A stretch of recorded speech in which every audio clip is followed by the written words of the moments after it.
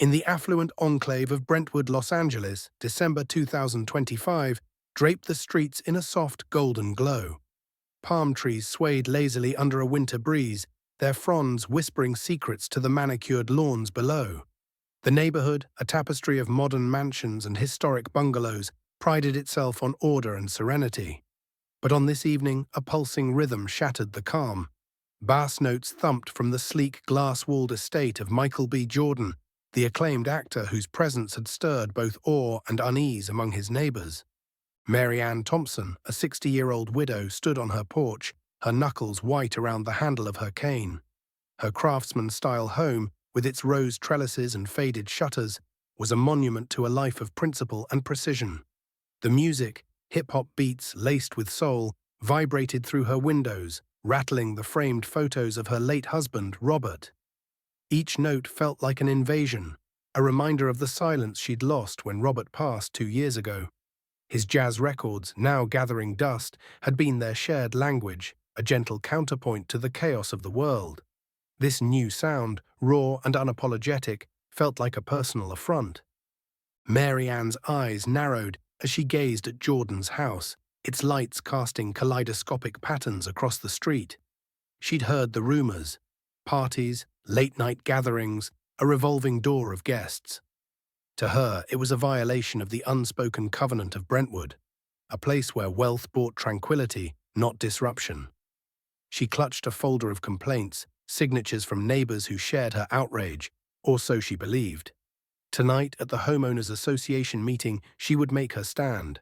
Michael B. Jordan, celebrity or not, would not dictate the rhythm of her life. The Brentwood Homeowners Association Hall was a study in tension. Folding chairs squeaked under the weight of neighbors, their murmurs blending with the faint hum of a coffee machine. The room smelled of roasted beans and anticipation, the air thick with the weight of unspoken grievances. At the head of the table sat Evelyn Carter, the association president, a poised woman in her 50s who balanced neutrality like a tightrope walker. Mary Ann, dressed in a crisp blazer, her silver hair pulled into a tight bun, stood at the podium, her cane tapping rhythmically against the floor. "This music," she began, her voice sharp as a blade, "is tearing apart the fabric of our community. Night after night, we endure this noise. It's not just a disturbance, it's a disregard for our values, our peace, our rights." She opened her folder, revealing noise logs, decibel readings, and a petition with 20 signatures. "Mr. Jordan's behavior violates Article 3, Section 2 of our bylaws. I move for his immediate eviction."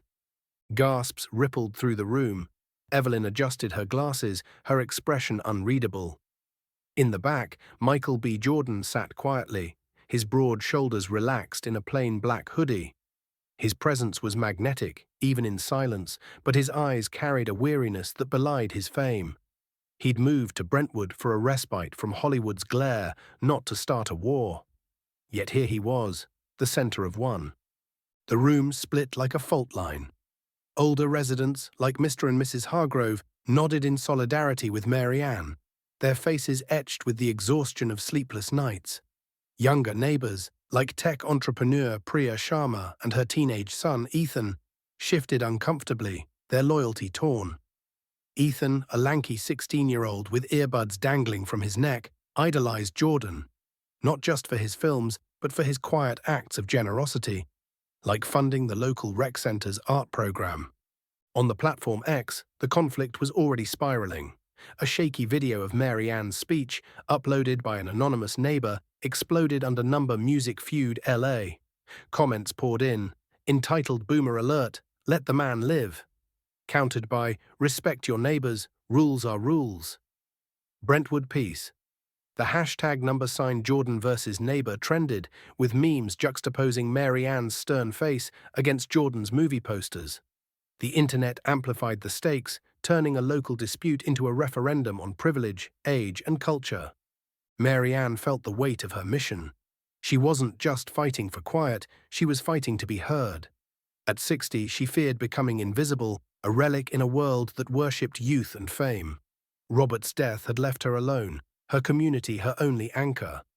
If she couldn't protect that, what did she have left? Yet as she scanned the room, she noticed hesitancy in some faces. Her resolve hardened. She would not be ignored. Michael stood, his movements deliberate, his voice calm but resonant. "Ms. Thompson, I hear you," he said, his tone devoid of the arrogance she'd expected. "I'm sorry my music's been disruptive. It wasn't my intention to disrespect anyone." The room stilled, the weight of his sincerity disarming. "The music, it's not just noise, it's part of a project I'm working on, a fundraiser for kids in underserved communities. We've been rehearsing and I should have been clearer with you all about it." Mary Ann blinked, caught off guard. A fundraiser? She hadn't considered that. Her folder felt heavier in her hands, the complaints now tinged with doubt. But she pressed on. "Intentions don't change the impact, Mr. Jordan. Our bylaws are clear. You've disrupted this community and we demand accountability." Evelyn interjected, her voice measured. "Let's hear from others. Does anyone else wish to speak?" Priya Sharma raised her hand. "I've heard the music, sure, but it's not constant. Michael's been nothing but kind. My son's art program wouldn't exist without him." Murmurs of agreement came from younger residents, while the Hargroves shook their heads. The divide deepened, and Mary Ann felt her allies slipping. Then Ethan, the teenager, stood, his voice trembling but firm. "I was at Michael's house last week. The music, it's for a charity concert. He's teaching kids like me how to produce music, giving them a voice. He's not just some loud celebrity, he's helping us." The room erupted in whispers. Mary Ann's heart sank. A charity concert. Her campaign suddenly felt petty, but she couldn't back down. Not yet. She'd staked her reputation on this, and retreat would mean admitting she'd misjudged. Not just Jordan, but herself. On X, the narrative shifted. Ethan's speech, captured on another viral clip, sparked Jordan helps kids, drowning out Mary Ann's petition. Commenters praised Jordan's humility, while others called Mary Ann a Karen, out of touch with the times. The online storm mirrored the tension in the room, each side digging in. The meeting stretched into its second hour, the air thick with unresolved conflict. Mary Ann presented her evidence, audio recordings of thumping bass, timestamps of disturbances, emails from neighbors. Her voice trembled, not with anger now, but with vulnerability. "This isn't just about noise," she said, her eyes glistening. "It's about respect. My husband and I built a life here. When he died, this community was all I had left. That music, it drowns out his memory." The room fell silent, her words cutting through the noise. Even Jordan leaned forward, his expression softening. For a moment, Mary Ann wasn't a crusader. She was a woman grieving, fighting to hold on to something sacred. Jordan rose again, his voice steady but warm. "Ms. Thompson, I didn't know about your husband. I'm truly sorry for your loss." He paused, letting the words settle. "I'd like to invite you, all of you, to my house tomorrow. See what we're working on. If it's still a problem, I'll make changes. I promise." The invitation hung in the air like a truce. Evelyn seized the moment. "Let's adjourn and reconvene after Mr. Jordan's open house. All in favor?" Hands rose, some reluctantly. Mary Ann nodded stiffly, her pride warring with curiosity. The next evening, the neighborhood gathered at Jordan's estate. The glass walls glowed with warm light, and the scent of catered food mingled with the faint echo of music. Softer now, a soulful melody. Inside, teenagers from the rec center manned turntables, their faces alight with purpose. Jordan guided the group through the space, explaining the fundraiser. A virtual concert to raise money for music programs across Los Angeles. "Music saved me when I was a kid," he said. "I want these kids to have that chance." Mary Ann stood at the edge of the room, her cane tapping softly. She watched a young girl adjust a mixer, her concentration mirroring Robert's when he'd play his jazz records. A memory surfaced, Robert teaching her to dance, his laughter filling their home. The music wasn't the enemy, it was the connection. Ethan approached her, holding out a pair of headphones. "Ms. Thompson, listen to this. It's what we're making." She hesitated, then put them on. The beat was vibrant, layered with hope. It wasn't Robert's jazz, but it carried the same heart.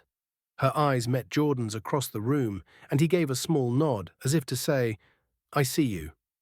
Back at the next association meeting, the mood had shifted. Mary Ann stood again, her folder closed. "I was wrong," she said, her voice steady. "Mr. Jordan's not disrupting our community. He's enriching it. I still value our peace, but I see now that peace doesn't mean silence. It means understanding." The room applauded, some reluctantly, but the divide had narrowed. Jordan stood, his smile genuine. "I'm turning down the volume at night, starting now, and I'm hosting a neighborhood listening party for the concert. You're all invited." On X, the story found closure. Music Feud ELA gave way to Brentwood Harmony, with users sharing clips of the open house and Jordan's promise. "This is how you solve problems. Talk, don't fight," one post read, garnering thousands of likes. The viral storm had calmed, leaving a lesson in its wake. Dialogue could bridge even the widest gaps.